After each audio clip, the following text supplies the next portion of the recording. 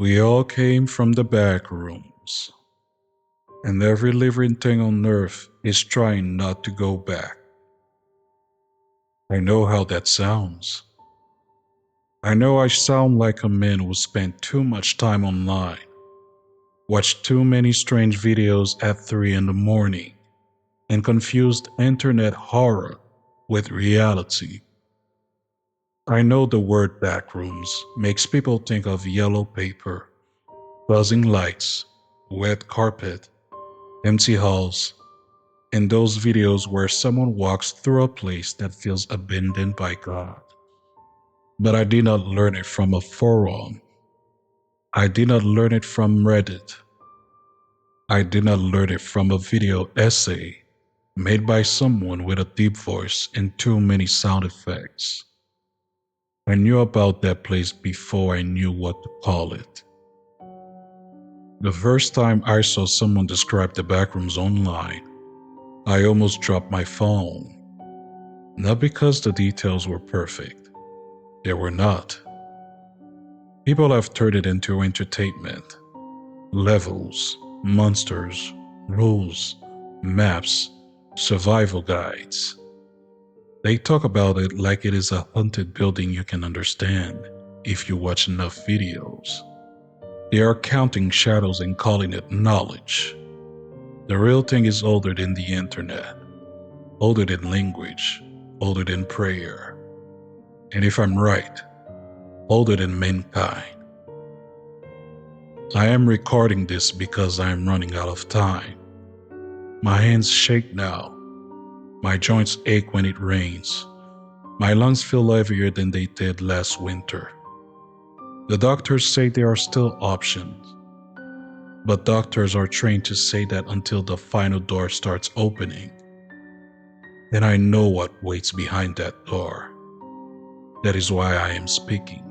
Not for fame, not for attention, not because I want believers. Belief is cheap. People believe anything when the room is dark enough. I am speaking because someone needs to continue the work. My name is Dr. Elias Voss.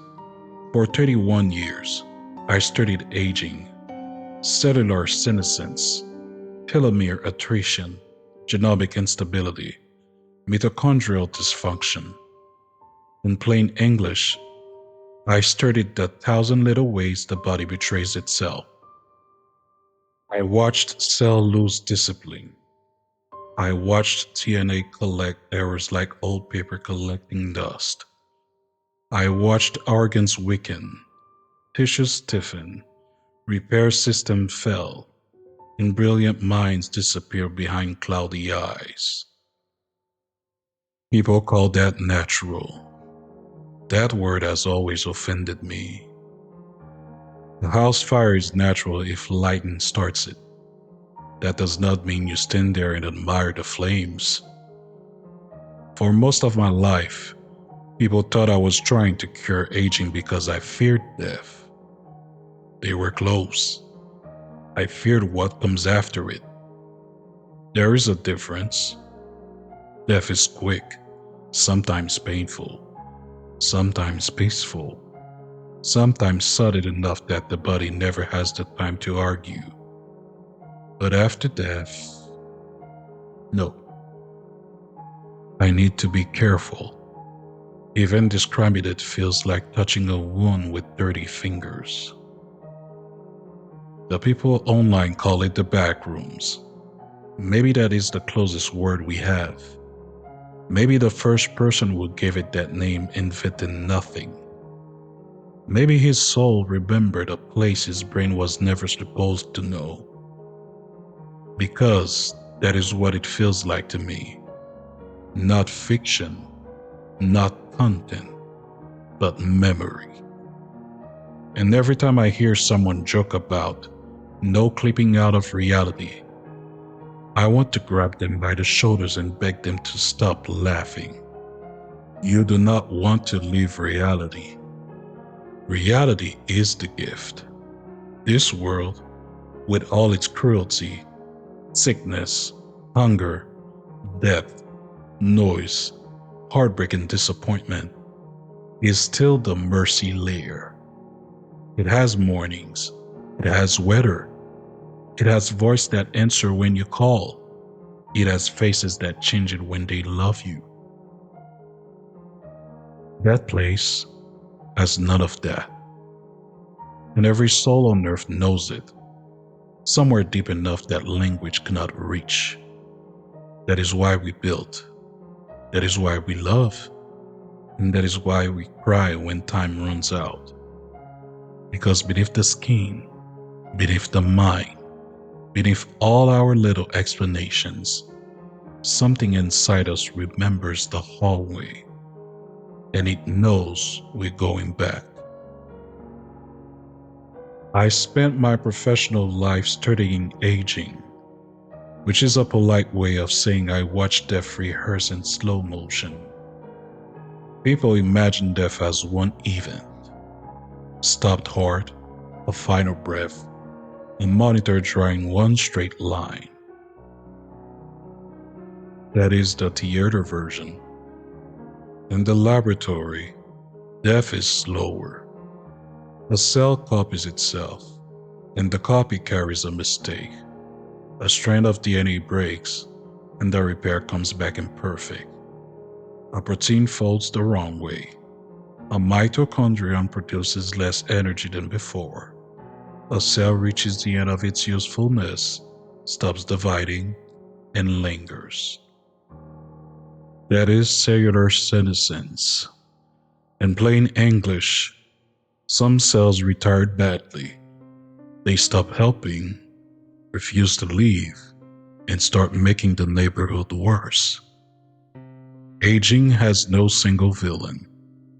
There is no one hiding switch in the body marked mortality. Scientists would have loved that. Clean enemy can be measured, targeted, funded, and possibly defeated. Aging denied us that comfort. It is genomic instability. It is telomere shortening. It is mitochondrial decline. It is damaged proteins piling up where they should have been cleared. It is stem cells growing tired. It is inflammation whispering through tissues year after year. In plain English, the body becomes a city where the roads crack, the power plants fail, the repair crews shrink, and the garbage collectors stop showing up. For a while, the city survives. Life fights hard. Every cell is born with instructions for maintenance, correction, defense, and replacement. DNA repair enzymes patrol the genome. Immune cells search for threats. Stem cells wait in reserve. Mitochondria turn fuel into motion, heat, thought, and desire. For decades, all of it works well enough to fool us. Then, the small errors gather interest. A stitch in time saves 9. Biology understands that proverb better than any human. Repair one break early, and the tissue carries on. Miss enough breaks, ignore enough signals, delay enough cleanup, and the cost returns with teeth. I used to explain this to students with simple comparisons. Telomeres are protective caps at the ends of chromosomes. In plain English, they are like the plastic tips on shoelaces. With enough division, those tips fray. Eventually, the cell looks at its own damaged ends and decides it has gone far enough. Mitochondrial dysfunction means the cell's energy systems lose efficiency. In plain English, the engine still runs, but it caught smoke. My students laugh when I explain it that way. I laugh too. That is what people do when the truth arrives wearing a lab coat. They laugh, They nod, they take notes, they pretend the subject belongs to someone else. But aging belongs to everyone. I studied worms because their lives are short. I studied flies because generations pass quickly. I studied mice because mammalian bodies fell in ways that resemble our own. I measured decline, tracked survival curves, reviewed therapies, and tested anything that promised extension, delay, or preservation. Sometimes we made progress. We bought time. That phrase sounds hopeful until you understand the transaction. Buying time means the seller still owns the property. I extended life in small ways. I delayed certain markers. I watched animals live longer than expected, then die anyway. Every graph eventually bent downward. Every improvement became a longer road to the original destination. Colleagues called that progress. I called it postponement, and postponement was all I had. For years, I told myself that was enough. Science moves by inches. A candle does not become the sun because one man demands daylight. I knew that, but knowledge did not calm me because every experiment, every tissue sample, every aging cell under a microscope kept showing me the same truth from another angle. Life is built to resist collapse, and collapse still comes. That is the part people misunderstand when I speak about death. They think I hate life. I do not. I love it. I love it with the desperation of a man who has seen the alternative. People call this world cruel. I understand why. I have seen hospitals at midnight, when families whisper in corners because speaking louder feels disrespectful to the dying.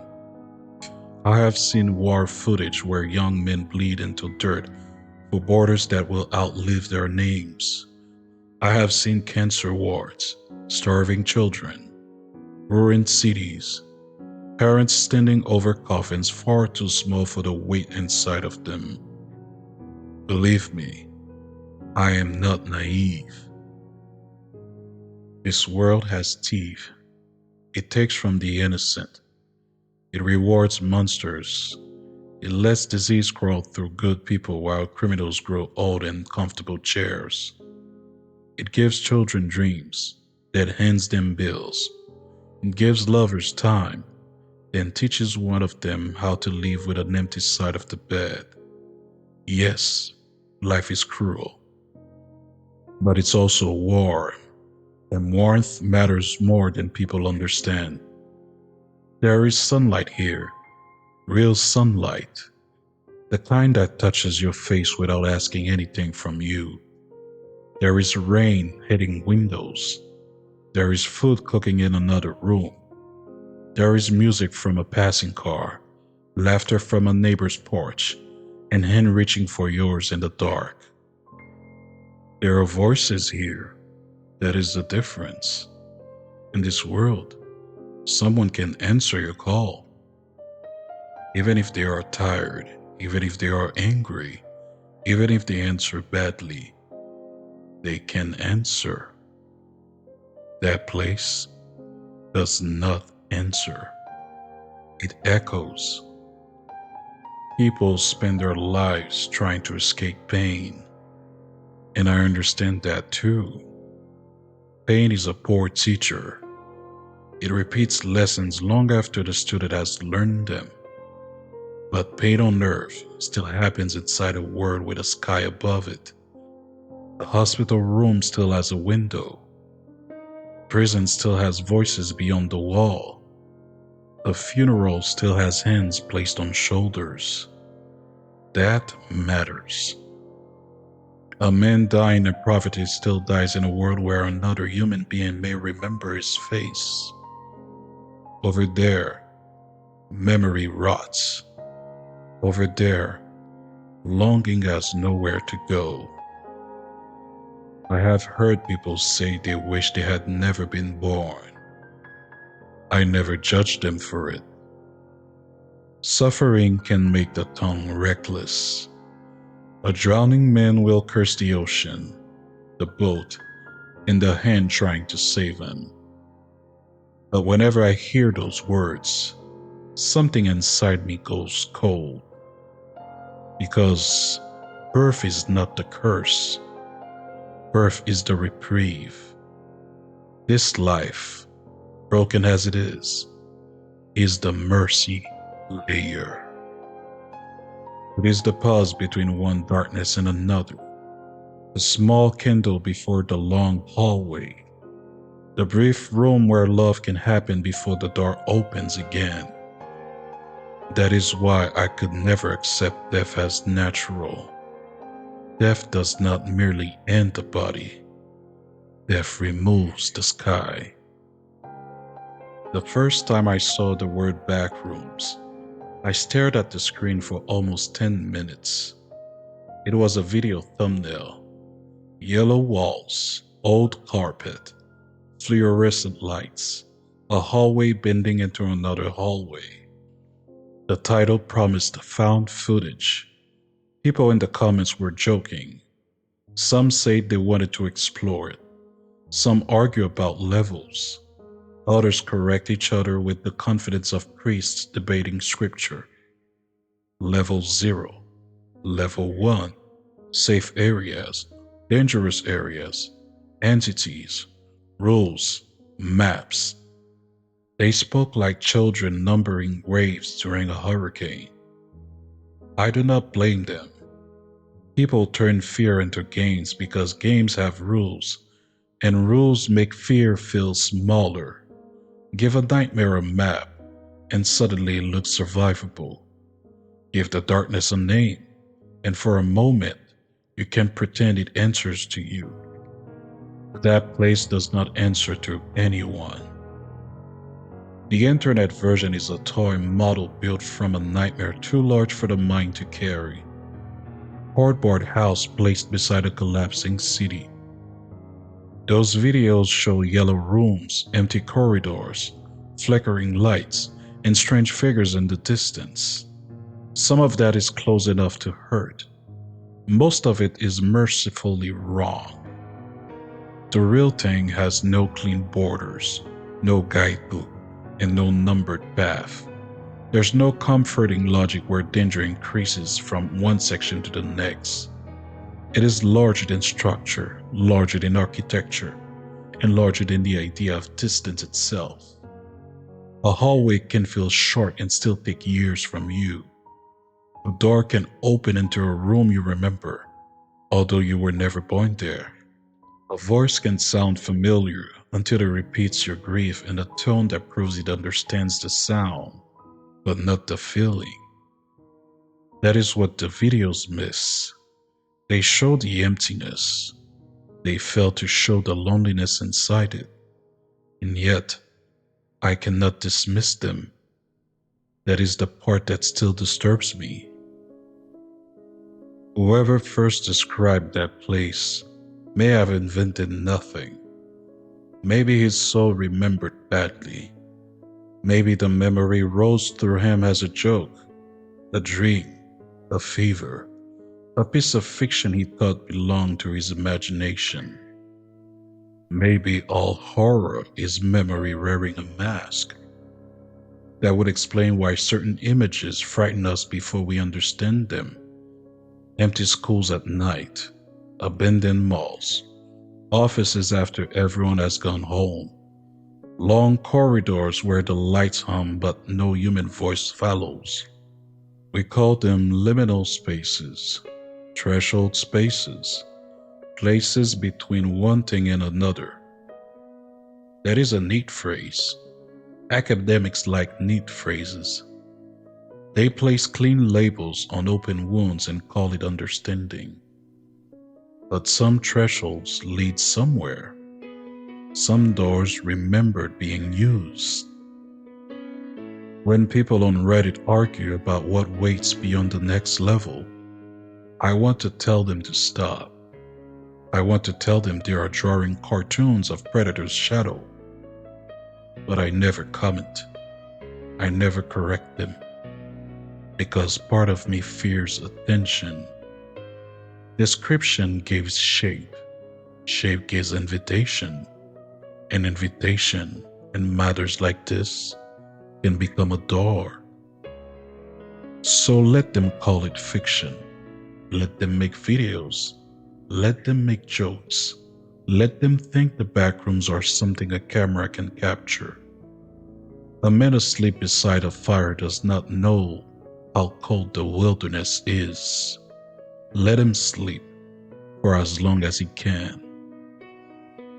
I will not tell you how I remembered, partly because I cannot, partly because I'm afraid that if I describe the path too clearly, someone listening will try to follow it. People are foolish that way. Give him in a locked door and he calls it a challenge. Curiosity killed the cat, as they say, but curiosity has killed far more than cats. I remember fragments. That is all I allow myself. A fluorescent hum that never changed pitch, a carpet damp beneath my feet, walls the color of old teeth, hallways that stretch farther than sound should permit. No windows, no sky, no sun, no moon, only light without warmth. There were doors. Some opened into rooms that almost made sense. A classroom with no desks but chalk dust in the air. A hospital waiting room with magazines older than my grandparents. A kitchen where something had been cooking long enough to turn the smell sweet and rotten. Other rooms felt personal in ways I hated. A bedroom that reminded me of my childhood, though every detail was wrong. A hallway shaped like my old university, except every office had my name on the door. A chapel with pews facing blank wall. And sometimes there were figures. I refused to call them people. You see, people have weight. People carry thought behind their eyes. These things move like bodies, remembering how bodies work. Some stood at the end of corridors. Some turned corners too slow. Some spoke in voices that almost sounded human. That was worse. They could repeat sorrow. They could repeat fear. They could say things like, "Please, help me," or "I miss you," or "I want to go home." But they said it in the way a broken radio plays a love song in an empty house. Sound without soul. The worst part was fear at first. Of course it was. Fear is the first language of any animal placed somewhere it should never be. But fear burns fast. Loneliness lasts. The first thing you lose there is the expectation that someone real will come when you scream. After that, silence becomes heavier.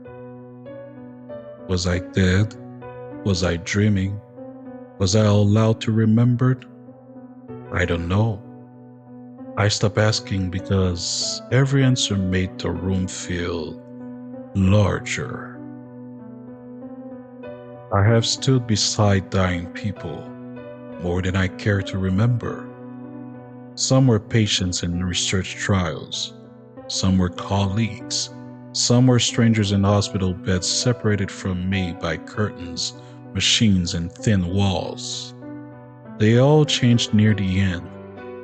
Even the brave ones. Especially the brave ones.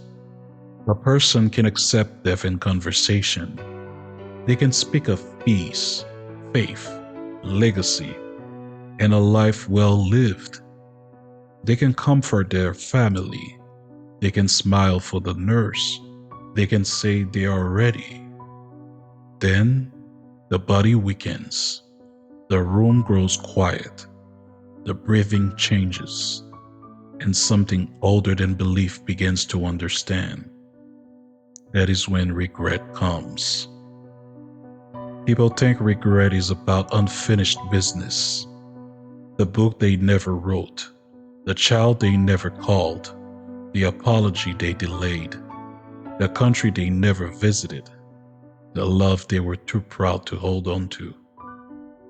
Those things matter, but they are only the surface.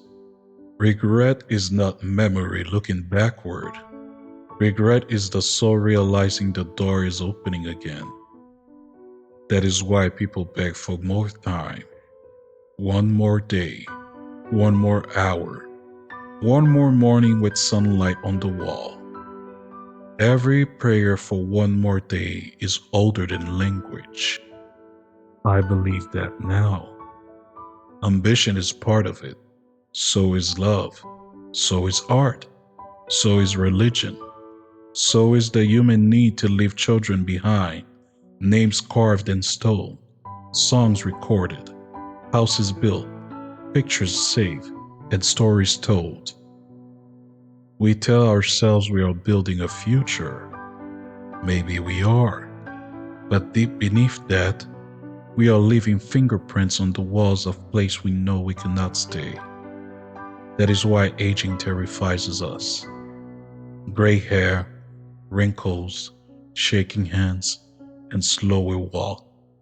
A forgotten name, a doctor's pause before the bad news.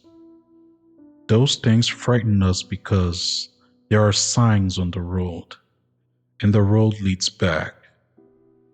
Every birthday is beautiful until you hear the clock inside it. Every family photograph is precious because someone in it will vanish first. Every child born into this world arrives crying, and everyone calls it normal. Maybe it is. Or maybe the soul remembers the hallway for one final second before the brain closes the curtain. Maybe that is the first mercy, forgetting. For 12 years, I refused to become a father. I called it ethics. My wife called it fear. She was right. Her name was Clara. She had the kind of patience that made other people ashamed of their own anger. She knew about my work, of course. She knew I studied aging. She knew I kept strange hours, slept poorly, and carried dread like a second spine. But she never knew the whole reason. How could I explain it? How does a man tell the woman he loves that having a child feels like opening a door for another soul to enter a burning house? That was how I saw birth for most of my adult life. Beautiful, yes. Miraculous, yes. But also cruel, in a way few people allow themselves to consider. To create life is to create a future death. Every cradle casts a shadow. Every lullaby is sung beside a clock. Clara wanted children. I wanted them too. That was the worst part. I wanted a small hand wrapped around my finger. I wanted drawings on the refrigerator. I wanted toys underfoot and tiny shoes by the door. I wanted to hear someone call me dad and believe, even for one foolish second, that love could protect anything from the final law. But I remembered too much, so I delayed. I hid behind work, behind grins, behind unfinished studies, behind phrases like, the timing is wrong, and we should wait another year. A coward dies 1,000 deaths, they say. I already died once in memory, and I spent years rehearsing the next one. Then, Clara became pregnant. I will spell you the private details. Some things should remain human, even in confession like this. When my daughter was born, she cried. She cried the way all newborns cry. loud, angry, terrified by air itself. Everyone in the room smiled. I did too. And I wept so hard the nurse thought something was wrong with me. Her name is Elise. The first time I held her, immortality stopped being theoretical. My research changed after that. Before Elise, I wanted to extend life because I feared return. After Elise, I needed to extend life because I had helped bring someone else here. That guilt has teeth. I love my daughter more than any truth I ever discovered, more than any paper I published, more than any award, theory, or clean result under microscope. And still, some nights, when I hear her laugh from the other room, a part of me breaks. Because if I'm right, one day she will die. One day Clara will die. One day every voice I ever loved will be pulled back into that endless place. And I helped it the cycle continue. That is why I worked like a man possessed. Because I was, not by demons, but by responsibility. I began with worms. People laugh when I said that. They imagine a grown man in a white coat trying to save worms from death. But worms are clocks. Fast clocks. Honest clocks. C. elegans lives quickly enough for a scientist to watch an entire life unfold before impatience ruins the sturdy. Birth, growth, decline, death, all compressed into a few weeks. A whole tragedy small enough to fit beneath a microscope. Then came fruit flies. Then mice. Each model taught me something. Each one gave me another way to measure the body's surrender. We tested compounds. We adjusted diets. We studied pathways tied to growth, repair, stress resistance, inflammation, metabolism. We looked at anything that promised more time. Sometimes we found it. That was the cruel part. A little more time, cleaner curve, a slower decline. An animal that stayed stronger, longer than expected. My colleagues celebrated those moments. They had every right to. After all, science moves by inches, and an inch can matter when the grave is waiting at the end of the road. But I could never celebrate far too long, because every graph still bent downward, every subject still failed, everybody, no matter how careful treated, eventually reached the border. I extended curves, I delayed decline, I improved markers, I bought time, but I never defeated the destination. There were moments when the world thought science had reached the edge of creation itself. We learned to edit genes. We learned to transplant genetic instruction. In 2010, researchers created a bacterial cell controlled by a chemical synthesized genome. People called it artificial life. That phrase always bothered me. It sounded too vicious. In plain English, we had learned to rewrite part of the script and placed it inside a stage that life had already built. Impressive, yes. Godlike, perhaps, to the cameras, but still borrowed. We learned to edit life. We learned to copy life. We learned to command life. But we never learned how to keep it from being recalled. That was the word I used in private notes. Recalled. As if every living thing had been loaned to this world by something larger, colder, and patient enough to wait. My lab filled with data. Data from worms, data from files, data from mice, blood patterns, tissue samples, survival curves, pathology reports, beautiful shorts leading to ugly conclusions. I used to stare at those shorts after everyone else went home. The lights in the lab would hum above me. Fluorescent lights. I hated those nights. The machines would blink, the freezers would buzz. Somewhere behind the walls, ventilation would push air through metal ducts, steady and indifferent. And for a few seconds, if I was tired enough, the lab stopped feeling like a lab. It felt like a hallway pretending to be one. That was when I understood the joke. The body is a room with temporary walls. Science can repaint it, reinforce it, patch the ceiling, replace the wiring, hold back the mold, but the room still belongs to the building, and the building wants us back. I used to think humanity would understand the urgency if the evidence became strong enough. I was wrong.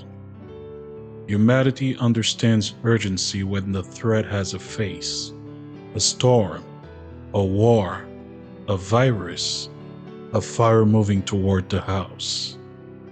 But aging has patience.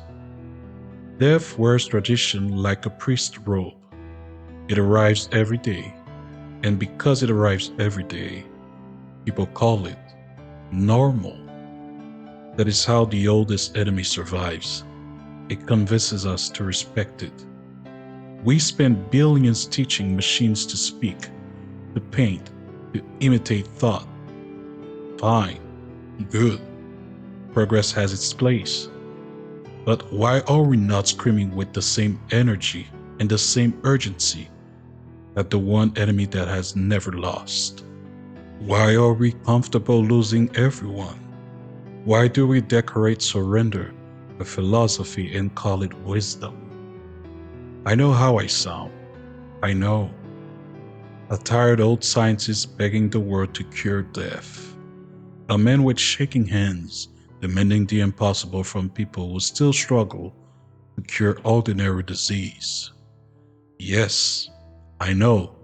It sounds ambitious. Cure aging. Cure death. Cure the oldest law in biology. I know how that sounds. But you would sound ambitious too if you remembered the alternative. I'm asking for time, that is all.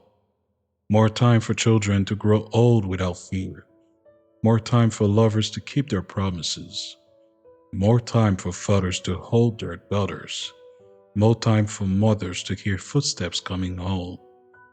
Extend life, preserve consciousness, slow the decay, repair the failing body, build whatever bridge must be built between breath and permanence. Buy us another century, then another, then another. I care little about pride now. Let another scientist take the credit. Let my name rot in some forgotten archive. Let them call me unstable, dramatic, afraid. They would be right about the fear. I am afraid. But fear can be useful. You see, fear built walls before comfort invaded windows. Fear taught early men to keep fire alive through the night. And I'm telling you now, keep the fire alive, because when it goes out, the hallways is waiting. My hands are shaking now. I try to keep this clean, scientific, useful. I wanted this record to sound like a warning from a rational man. But I'm tired. I'm scared. There, that is the truth beneath all the language. I am scared.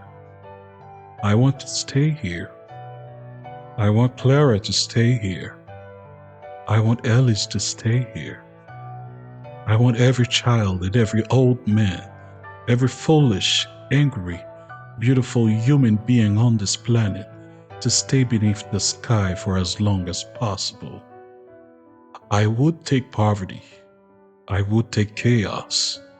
I would take rent, debt, bad coffee, traffic, fever, arguments, broken teeth, hospital food, and every ugly little inconvenience of being alive.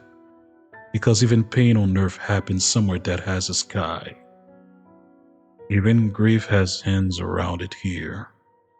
Even loneliness has streets, windows, weather, music from another apartment, someone coughing behind a wall, someone laughing too loudly down the hall. That place has none of it. That place has distance without arrival, rooms without welcome, voices without souls, light without mercy. And I can feel it getting closer. The lab is quiet now. Everyone has gone home. The hallway outside my office looks longer than it did an hour ago. The lights are humming, and I know that sound. I have known it longer than I have known my own name. Clara called twice. I let it ring. I know if I hear her voice, I may lose the little courage I have left. Elise sent me a message earlier, a picture of sunset. She wrote, "Look, Dad, the sky is beautiful tonight." I looked at it for a long time. I think that broke me. Oh, please, whoever hears this, please spend your life inside this world while you have it. Please hold the people you love dear. Eat the meal, answer the phone, stand in the rain, let the sun touch your face. This world is the escape. This world is the miracle. And I can hear the lights again.